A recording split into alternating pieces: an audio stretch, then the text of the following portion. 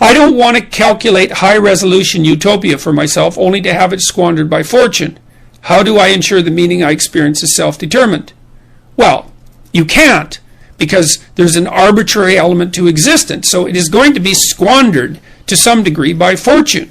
But that's not the point. What are you going to do? Just sit back on your laurels and wait for things to roll over you? So what you do, look, the hero myth basically says, go out there, confront the dragon, get the gold, share it with the community, and live properly. Or it says, the alternative is, face the tyrant, enter the desert as a consequence because everything falls apart, recast structure, find the promised land. Those are the two elements to the hero myth. And that's divine. It's the closest thing to divine that we know.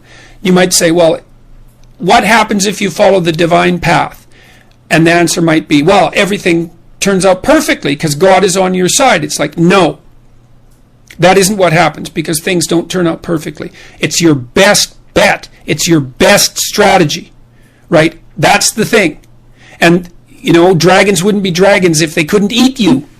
And so, but that's okay. That's okay. And this is something I found so useful about the biblical stories, especially about the Abrahamic stories, which I didn't know that well till I lectured about them last year.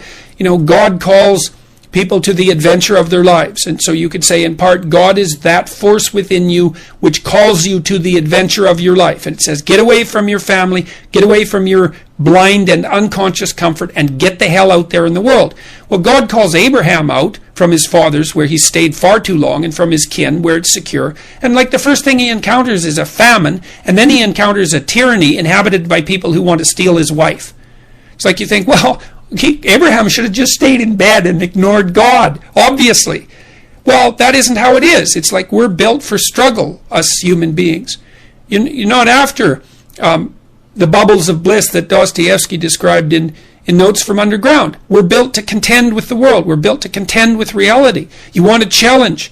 And the best way that you can take on a challenge, because a challenge fortifies you. So you don't want to be secure, you want to be strong. And you get strong by taking on optimal challenges.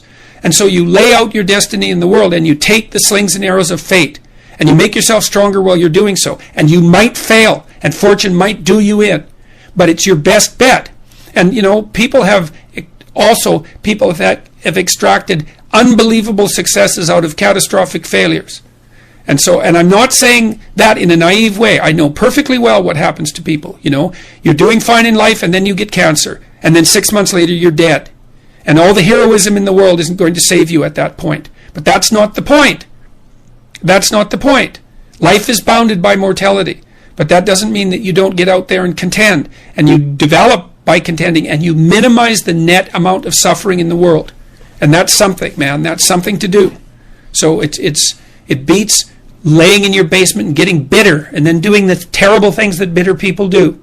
So you can't ensure that the meaning you experience is self-determined, but you can play your role to the best of your ability, and that will be good enough.